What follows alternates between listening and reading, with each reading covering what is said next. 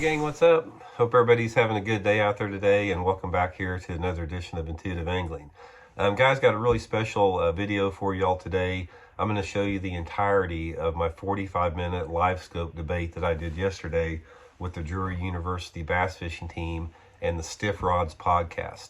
I was invited by the Stiff Rods podcast, the three members that are also on the team, Cade Lipham, Caleb Coleman, and Carter Wajango. Sorry if I mispronounced that, Carter. They're the three members of the team that invited me. That they also have their Stiff Rods podcast. I'll include the link in the description. Also, the podcast is on their this podcast can be seen on the Stiff Rods podcast as well.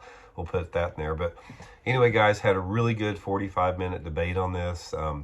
I've been wanting to do this a long time. I've had some back and forth on some different podcasts, but this was the first chance that we had to do just a hardcore 45 minutes straight talking on anti-pro Livescope. So I think you guys will really find it interesting. So without further ado, here it is. Hope you guys enjoy. So we're not allowed to talk in the background, right? Or laugh.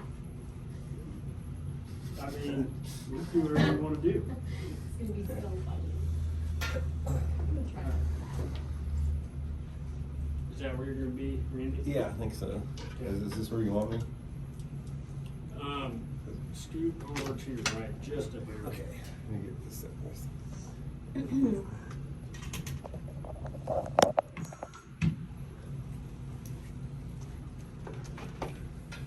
All right. How's that? Perfect.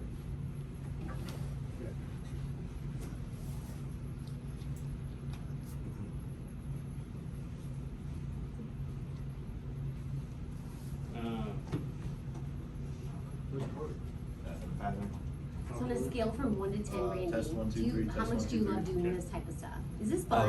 It's fun, yeah. It is fun, definitely. right? Yeah, we've been doing quite a bit of it the last couple of years, a lot more with the podcast. Yeah, Really, the last year, it's been a bunch. right. It's like there's so many, podcasts that have come out, There are. just recently. Yeah.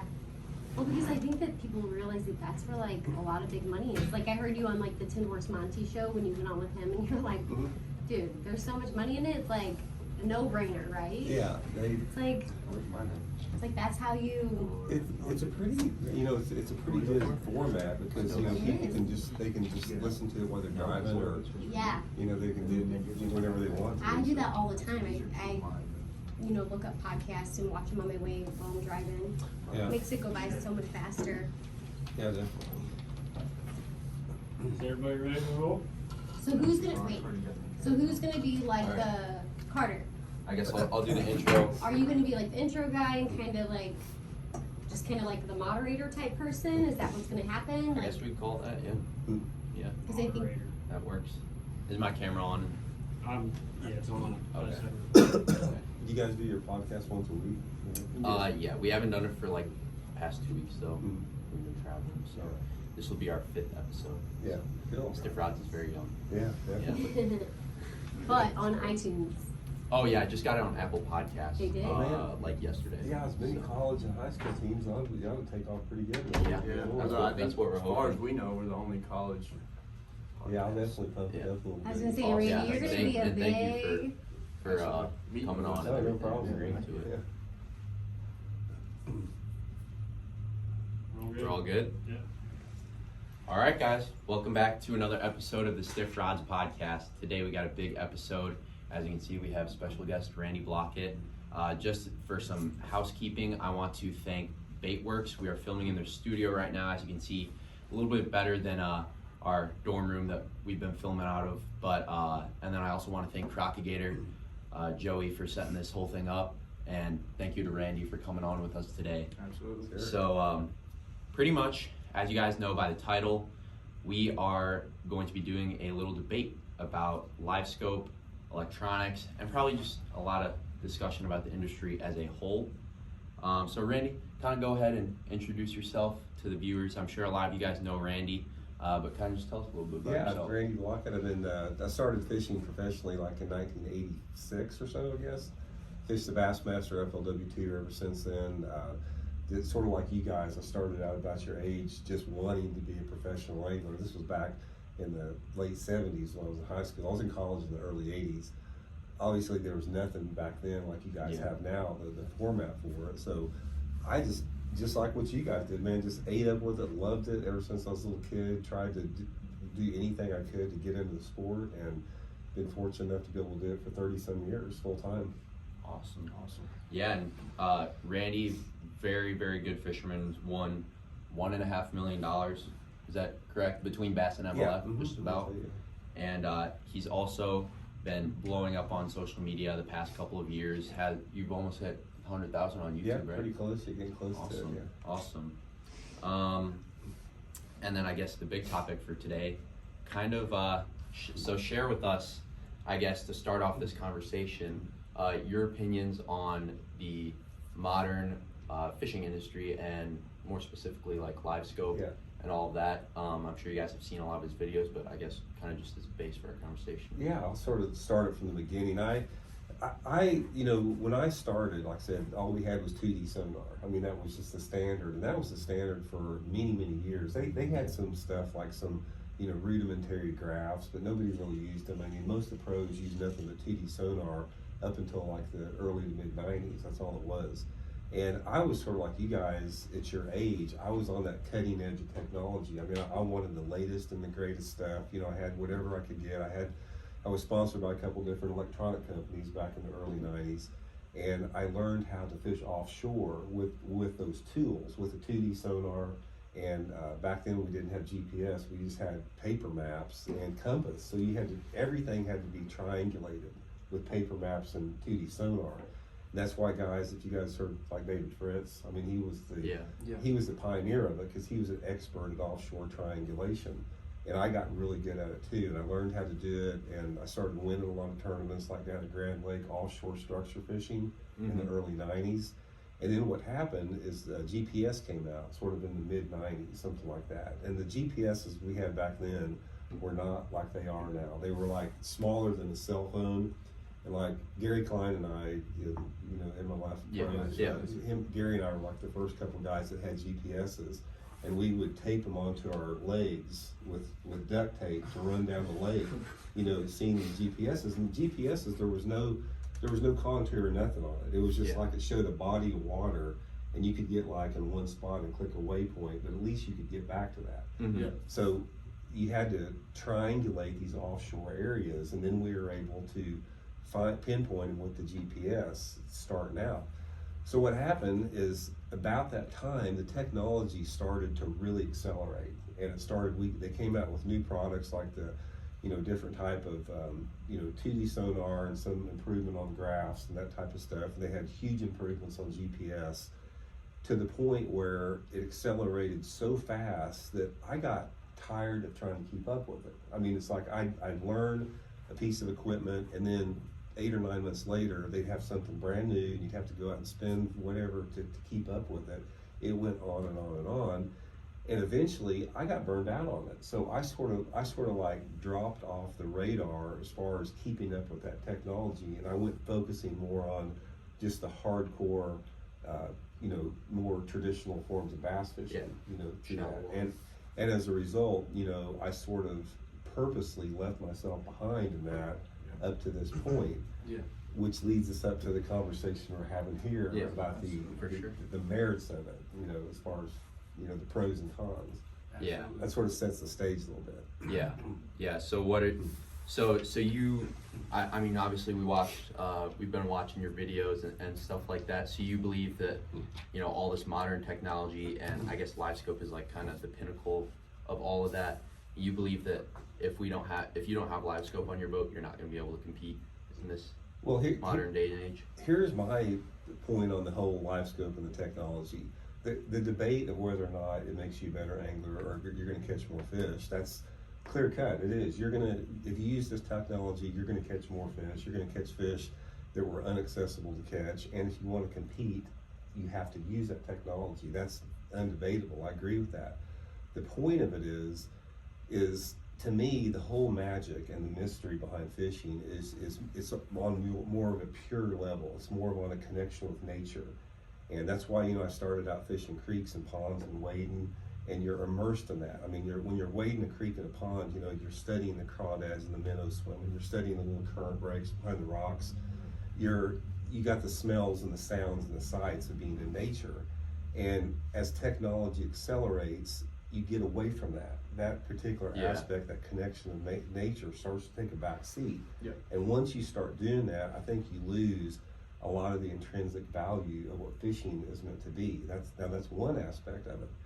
The second aspect of that is the fact that it is creating an unlevel playing field in professional fishing now, simply because, I'll use an example. I've got this one kid that I communicate with in North Carolina. He's about your guys' age, around 20 years old, ate up with fishing. He wants to be a pro, but he's like single family parent, doesn't have any money. He just scrapes to get by, period. And he doesn't even have a boat, but he wants to get a boat. So somebody like that doesn't have the resources to keep up with this technology like Livescope, it starts to create an unlevel playing field within the sport. And that's the second aspect of it. And then at some point you have to ask yourself, I think everybody has a point of which it's like, is there not going to be any type of limitation on technology in fishing? Because every single sport in the country, every single sport known, a legitimate sport, has some type of equipment limitations. Yeah. Baseball, Football, golf, bowling, everything. The only one that doesn't is bass fishing. Bass fishing, it's been just, a free-for-all on acceleration of technology. So I think everybody would agree at some point we're going to get to a point in bass fishing where you got to say, this is just not right. It's like it's becoming catching and not fishing.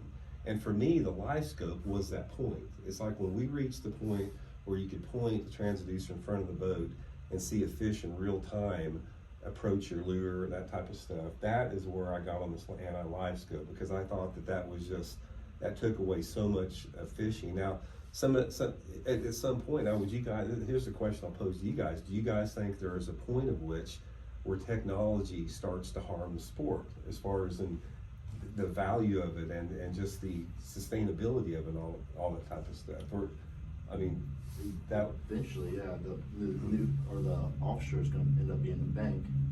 I do think that it will get to a certain point where everybody is offshore trying to do this whole live scoping thing, and the guys from the older generation like yourself that have focused more on the bank and their strength is more up on the bank, then they're going to start to shine because offshore is getting so much pressure. I do think that there is going to be a switch there. I really do. And I'm gonna go the same way. I agree that Livescope definitely changed it, but where I'm gonna disagree at is definitely that I do not believe you have to have Livescope to compete, especially at like a local tournament level. Obviously there's plenty of tournaments won on Livescope, but you look at a top 10, and I fish as a co-angler.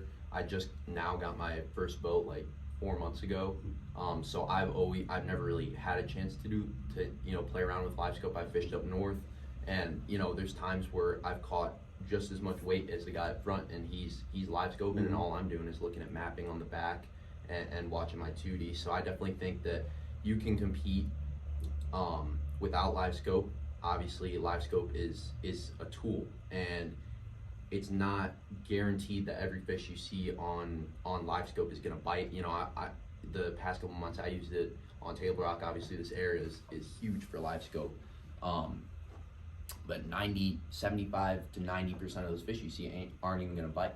And really, for me, all it is just another piece of information, along with, like you said, going back to the basics, the roots, seeing like those minnows in the stream, the bugs, and watching your surroundings. It's essentially the same thing but underwater. Yeah, I agree with that. There's a time and place for it, but it's like if you look at the tournament wins over the past year, especially on a national level, even local, I have lost count of how many people said, if it wasn't for Livescope, I wouldn't win this tournament. I mean, but see that when we're talking about that's not my problem with the technology, as far as whether or not the fish that you see on Livescope are catchable or not, or whether or not it makes you a better angler or not. It's about the bigger picture.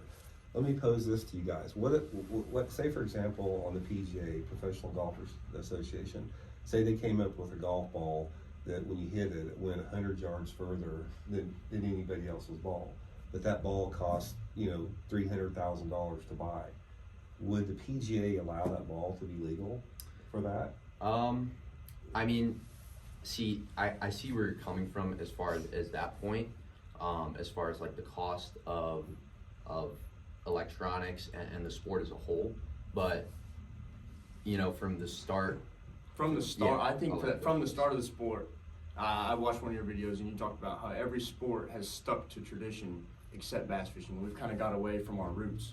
But as far as, even the start of bass fishing, it was the only sport where you had to have a tow vehicle, a boat, rods, reels, tackle, all that stuff. I think there's so much more going into it that you can't really put it down to a ball, a glove, and a bat or something like that. I think that from the start you had to have so much more money in, and the only way to make it completely level would to put everybody on the bank and say, hey, if we go to the bank, that's the only way we could get away from electronics and all this stuff. Yeah, because a boat, even without any electronics these days, is still going to cost you $70,000-$80,000. Yeah, but from my perspective on this, I don't see with the I'm specifically addressing the electronics company, right? Yeah. Electronics company. I don't see any reins on them whatsoever. As long as they're funding and sponsoring the tournament organizations aren't going to put reins on these companies. So from that standpoint, it's like, what is it going to look like just 10 years, 20, 30 years down the road as far as technology in the sport? Is it eventually going to be like so automated and so sophisticated that it's like you'll be able to pinpoint every fish in the lake, you can identify the species, you can identify their mood and personality, their level of aggressiveness? Is it going to get to that point? Well, when you're talking about is there ever going to be a cap on it, will there ever be a cap on reels? For instance, if somebody came out here with a 50-year-old reel that can only cast 20 yards, would you say that it would be unfair for somebody to have a DC reel that could cast 200 yards? Yeah, good point, and that is why I think tournament organizations need to do a better job at setting rules and regulations to level the field a little bit, because all the other sports have done that except for bass fishing. They have not done that whatsoever. And to me, it's like, okay, look at golf or baseball again. It's like, what if somebody developed this putter where you could line up on the putt and you could sink every putt that you made? Would the PGA allow that? Or same with the professional bowlers tour. What if they created a ball that could track and hit the pocket perfectly every time? A lot of different things like that. Major League Baseball doesn't allow aluminum bats for a reason. They've got equipment limitations, so we don't have that. And the rules that are in place amongst the tournament organizations, Bass and MLF, they penalize certain type of anglers for no reason at all. Like they penalize me for not being able, I can't get out of my boat and drag my boat over a mud flat if I want to. I can't carry extra gas in the boat. I can't cut down dead trees and pull them out in the water, simply because there's no money in that. There's no money for the tournament organization, so it becomes easier for them to outlaw that. And I watched your video the other day about the rope analogy.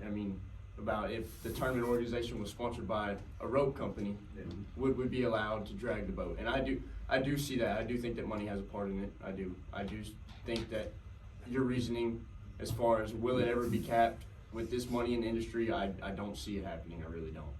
Well, I'll go back to the question I got for all you guys. It's like, at what point do you guys think technology has went too far? At what point does it start to take away from the sport on every different level? Or do you see it at that point? Let's say theoretically 20 years from now, there's I saw this comment the other day that there would be sunglasses that are Bluetooth connected to your graph that you could see every fish in the lake. I think, let's say theoretically it got to that point, okay? It's not going to matter because everyone will have it. You're going to, and like I said with Livescope, you're not going to be able to catch, we can see all the fish down there, but it doesn't mean you're going to catch them. It's like with the putter you said, like you're making every shot. I can still casted 10 fish and 10 fish will swim away. Well, even that, I say you've got a fish out there at 70 foot. It took me 3 months to figure out how to hit one on the head. Yeah, and you have things that you got to figure out, like settings on your electronics. You have to play with. A lot of these fish now are getting conditioned to this Livescope, so you know, like some areas, like especially Champlain, when I've been up there twice now, and guys will have to stay 100 foot off those fish to cast at them. It's not like you can just come up, drop on them, and catch them every time. And then you also have the other thing of, you know, you don't even know what kind of fish it is. I've learned a lot in the past couple of months about like fish behavior and kind of being able to tell by the size and how they're moving throughout the water column, like whether they're a bass or not. And then you also have a lot of fish, like Cade was explaining to me, down in Texas, like a lot of those fish will get glued to the bottom, and it doesn't matter whether you have Livescope or not. And it may even be detrimental if you have Livescope, because you can't see them. And then you throw a swim bait down there and they'll just come up.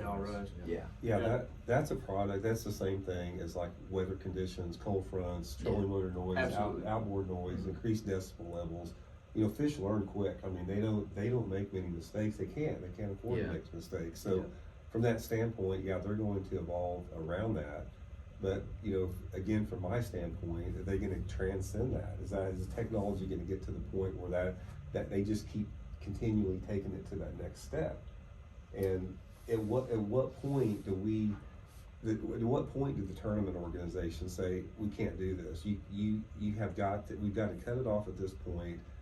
And another question I'll pose to you guys: what would be wrong for every tournament organization in the country, professional level, to limit electronics just to 2D sonar? One unit up front, one on the console, and then you have to go fishing. And that's to me the most level playing field. So, in today's industry, I think that the audience wants to see big bags. I think that's what everybody wants to see. And I think that if you hinder everybody to 2D sonar, I don't think that the quantity or the quality of fish is going to get caught that's being caught now. I do agree with that statement. And I think that that's what the people want to see. And I think that that's why the industry and the tournament organizations aren't hindering it, because it's creating publicity for them. And it's... Well, everything I see is people say that Livescope tournaments are going to watch. So would you rather watch me pull out my chainsaw and cut down a limb or cut down a tree that fell across the creek and get back in there and win a tournament, or to see some dude, you know, get Livescope and a flatworm without taking his head off the screen? I mean, as far as entertainment value, you know.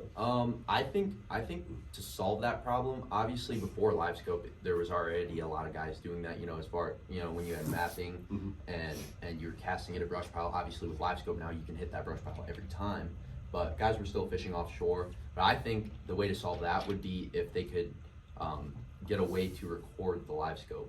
That would be very entertaining for me, because I'm not sure how much you fish with Livescope, but it's definitely addicting. Like to be able to watch those fish get fired up, or to watch your bait go down there and catch one. I think that would help a ton as far as viewer audience. And don't get me wrong, I love watching shallow fishing as well, but that would definitely be my solution to that issue, is to be able to record that Livescope. You know, you're not going to be giving away waypoints on a Livescope unit. And you'd be just as entertaining. And also, in one of your videos, you said that you think that Livescope should only be allowed in practice, and then 2D should be.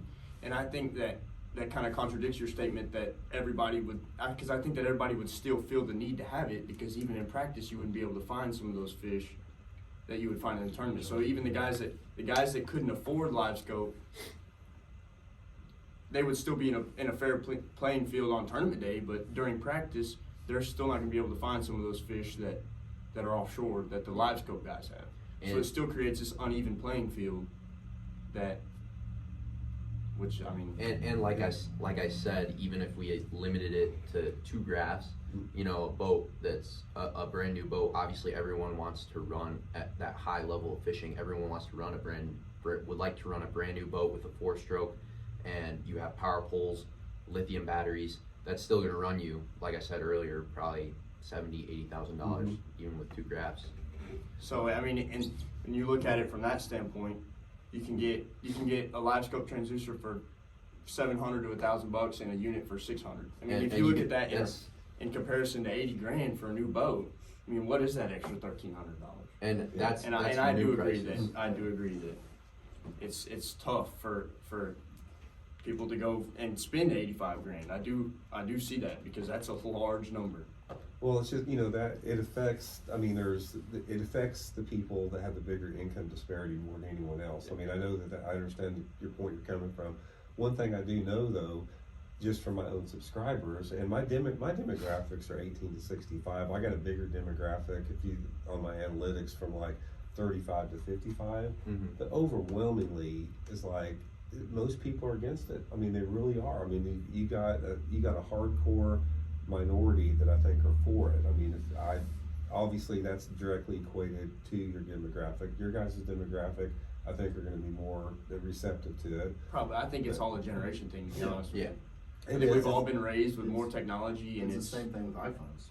It's the same thing. Exactly. The difference between like when I was your guys' age versus now is there wasn't any other option. Everybody just had the same thing, and there was a very limited amount. You had flashers, and that was it. Nobody had anything else. So you had to spend your time and your energy honing other skills with that.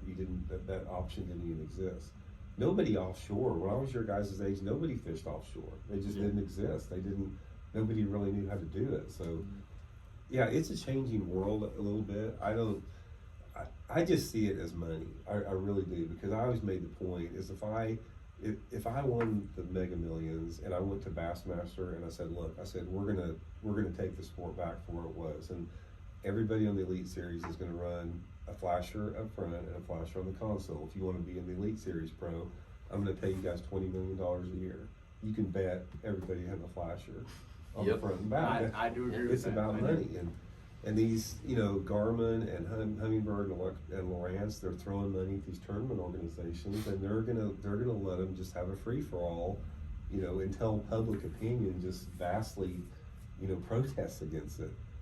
So I think it's coming though, because from what, if you look at what Livescope, now I've just drawn the sand at Livescope. I mean, obviously you guys have a higher bar with that, which is fine, but there's gonna come a point where it's just too much, and I don't know what that point is for the general public, but I don't like the direction it's going to, because I know how therapeutic bass fishing is on its purest level. When you take it down to nature and the purity of all of the healing and therapeutic aspects that come with nature, the more that you get pushed into technology, the more you lose that, and your other skills atrophy. It's like a lot of the guys out there that have really had tremendous success with Livescope in the last 2 years, especially the younger guys out there, a lot of their bass fishing skills in other areas are going to atrophy simply because they chose to look for those type of fish every time they go out. Yeah. And there's literally, unless the bass are bedding or right around the spawn there's not a single time a year that doesn't play to some extent. Yeah. They figure even during the spawn, there's going to be a portion of those fish that are pre or post spawn that you can catch Livescope and they even aren't bedding. Absolutely. But I would like to find some common ground here, in that you also agree with me that year round there's also going to be a population of fish shallow. And Sure. You look at top 10s from, obviously, the Coingler events I fished, the Toyota Series.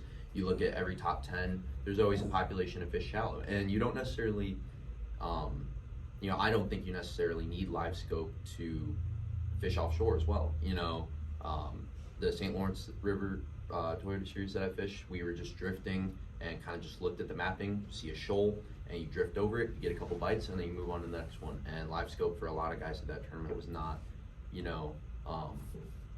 not in use. But you agree with that though, that you can't compete shallow, and there's a population of fish shallow? I think there are very few situations, and I think there's going to be even more situations moving forward where you can win unless you're Livescope. And I think it's going to be an extreme minority events that are won without Livescope playing an impact.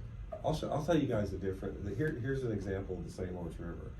We fished a Bassmaster tournament at the St. Lawrence River in 1991. Rick Clum won that tournament.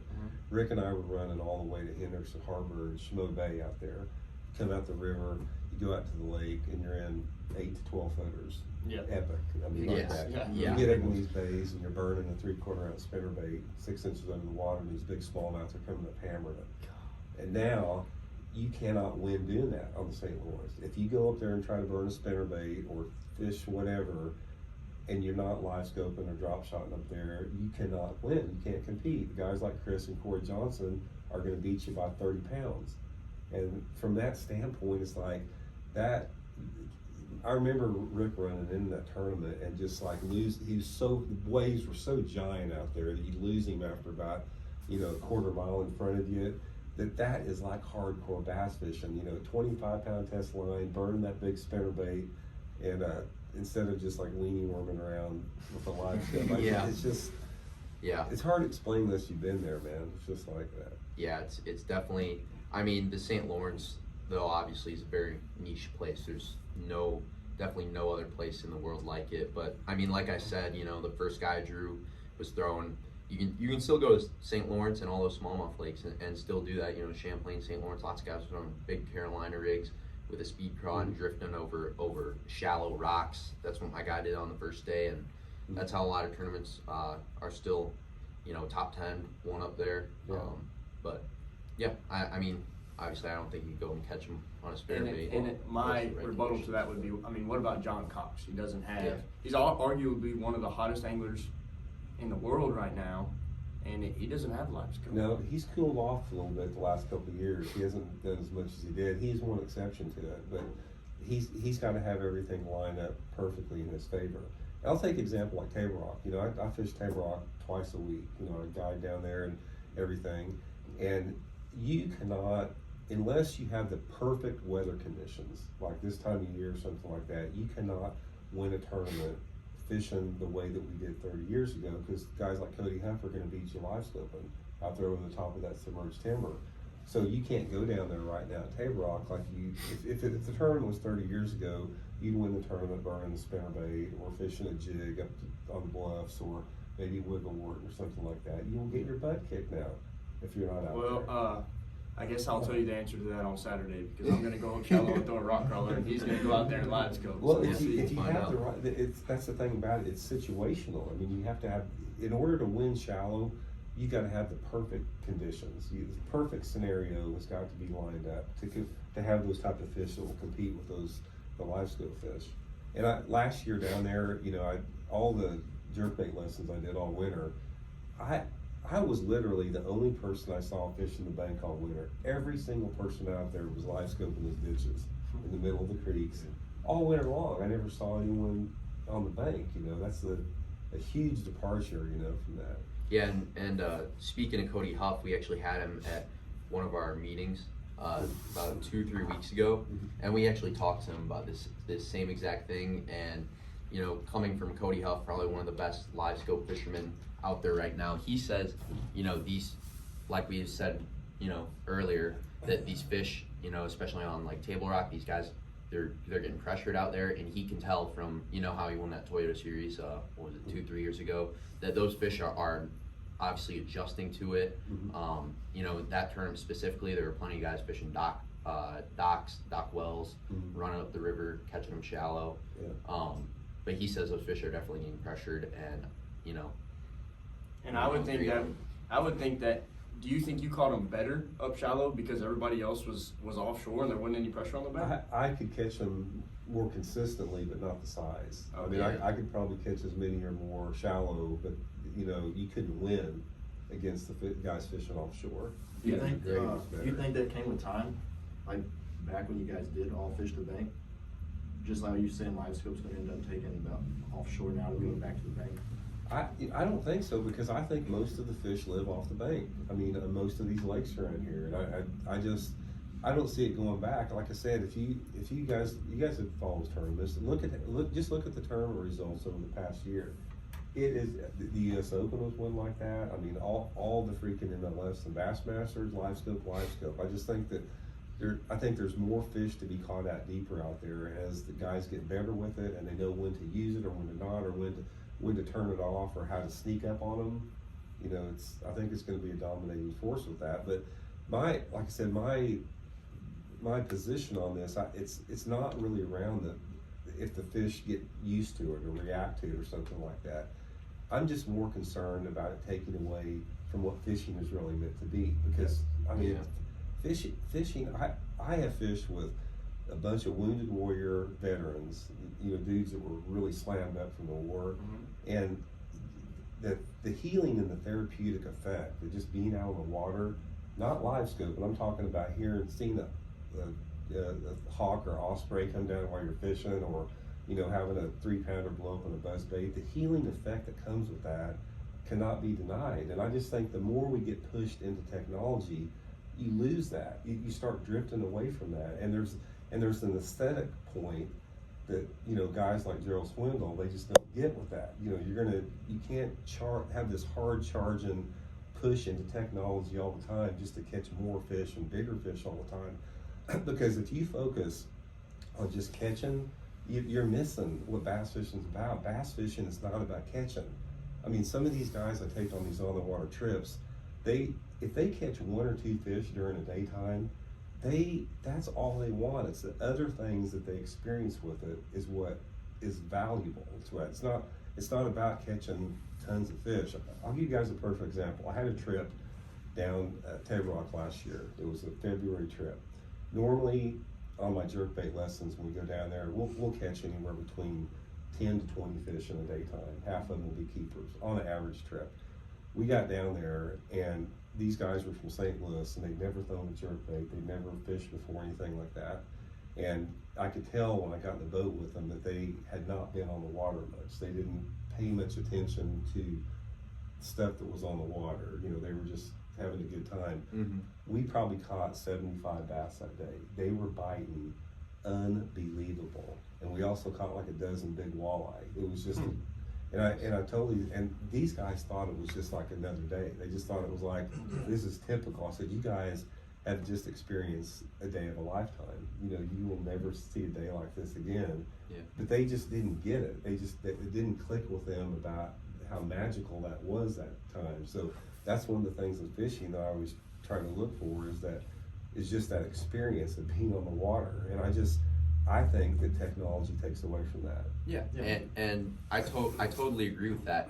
There's a wide variety of reasons why guys come out on the water and fish. For the majority of people, it's going to be just to enjoy the outdoors, like you said, to enjoy the scenery, to maybe catch a couple fish. But I definitely think for that hardcore tournament scene, at least for me personally, when you're fishing for money, like I see when you're going to have fun and experience and all that. And you don't need Livescope to go out and catch. But when you're fishing for money and that's how you're paying your bills, or college tuition even, that's what I'm going to try and do what I can do to put myself in the best situation. I agree. That's why I never attack people that use Livescope. I've never one time said anybody's bad or you shouldn't do that or that type. My beef is with the tournament organizations for allowing it.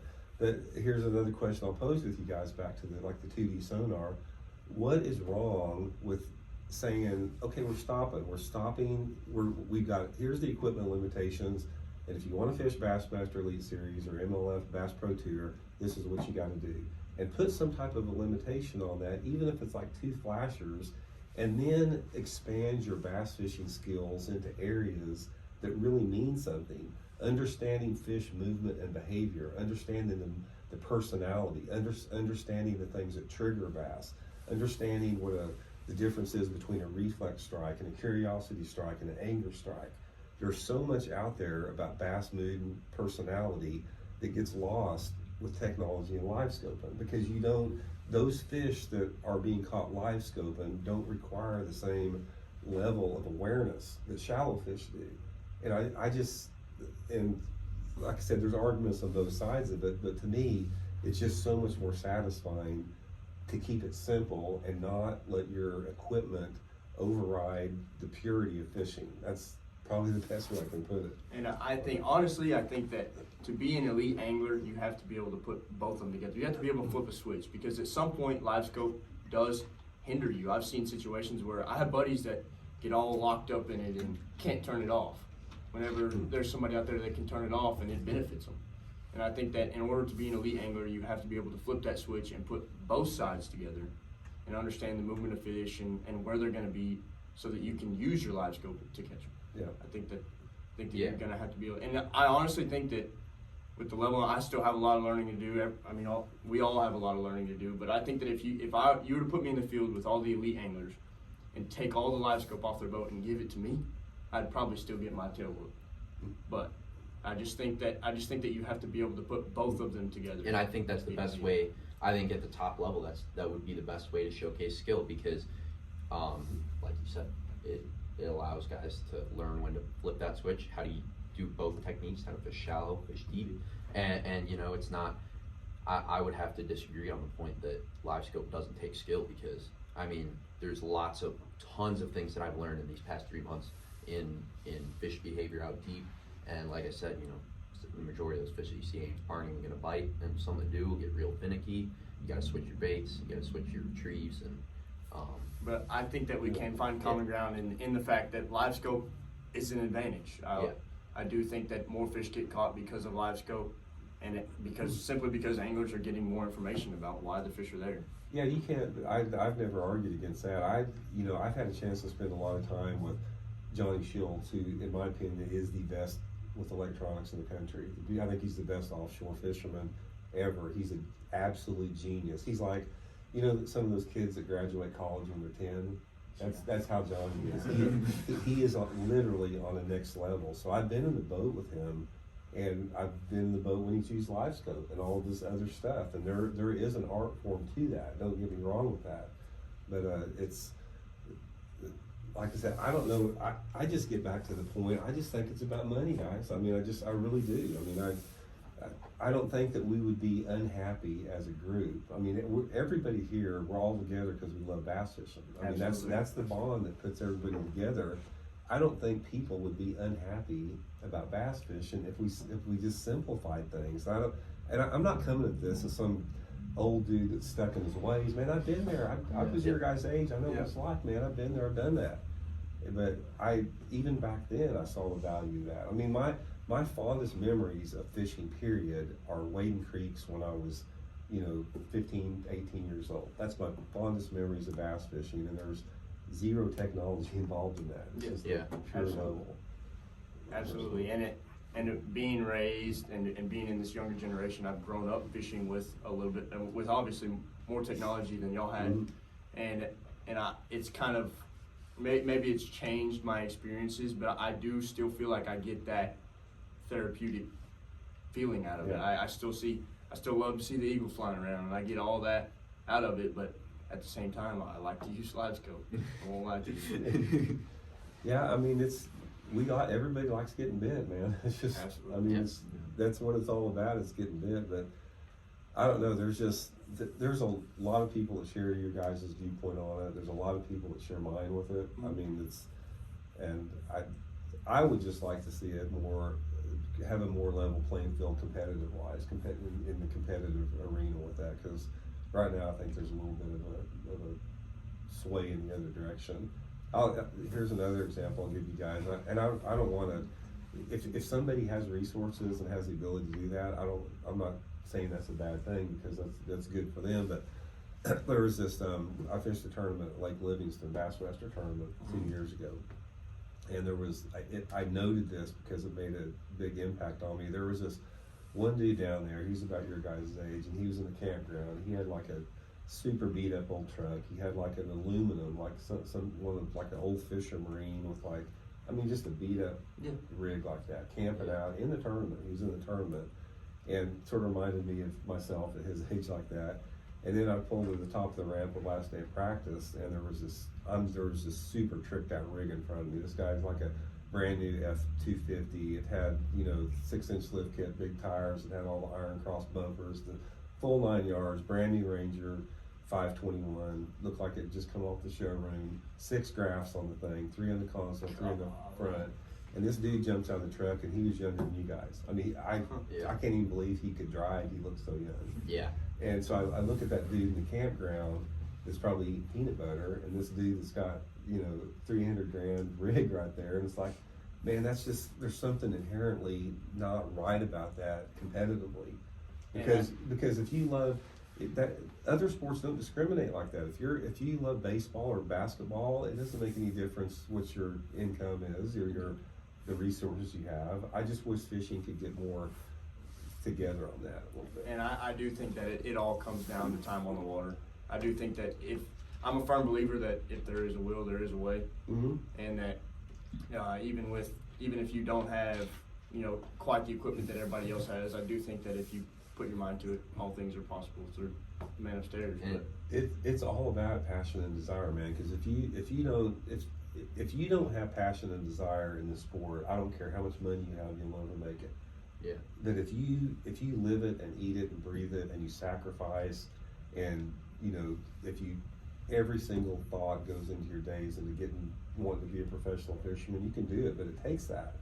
And there's not very many people that have that, man. It's rare. I think it takes somebody that's gonna put all their eggs in one basket and dedicate 110% of their time to it to really make it to the next level. Yeah. It's like me. I didn't have a girlfriend until I was 22, and I did that on purpose because I did not. That's smart. That's smart. I wish I would have taken that route. Man, I did not want to get sucked in. I wanted to fish. I wanted to be a professional fisherman, and I sacrificed that. And a lot of people aren't willing to do that, especially with girls. Yeah, and Especially being a college kid, I can see Yeah. where you're going.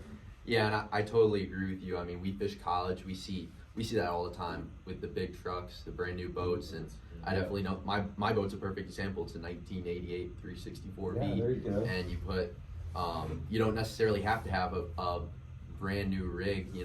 Like we were talking about with that Livescope unit. There's lots of used electronics. You can go out and learn and play with the electronics and learn just as much. It doesn't have to be out of a $80,000 rig, but I mean, there's plenty of guys like on the Toyota series level and our level too that you see in those old rigs. It's still out there, and there's still tons of people. Yeah, that I can can't make tell it you how that many way. times I've got my boat whipped out of a 16-foot John boat. Yeah. Couldn't tell you.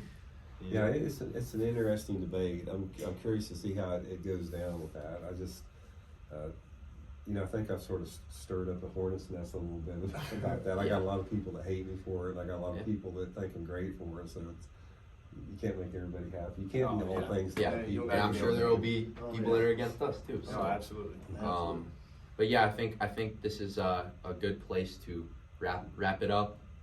Thank you so much for your time Yeah, today. Thanks for having me. And, I appreciate it. Yeah, it was a great podcast. Yeah, Thank you for your time. definitely appreciate it, guys. Thank you, sir. And that is a wrap on the 5th episode of Stiff Rods Podcast. We're going to have this hopefully on Spotify soon, but we have it on YouTube, Apple Podcasts, all that. Follow us on Instagram. Follow Randy Blockett on YouTube and all your social media channels. We'll tag them, all the good stuff. So thank you guys for watching, and yeah. See y'all next time. Yeah, see y'all next time. Alright, we gotta take a picture for the. Yeah, we Yeah. got to take a picture. We gotta get a picture of Mr. Randy Block. Man himself. Speaking of Rick Clunn, he's coming to our meeting tonight. Yeah, I think we're gonna be on film another podcast. Yeah, Tell we're him gonna I film said hi, tonight. man. We'll do, for sure. Yeah, we used to stay together at a lot of the tournaments. Yeah. Perfect. Stand back here. Yes, a good picture.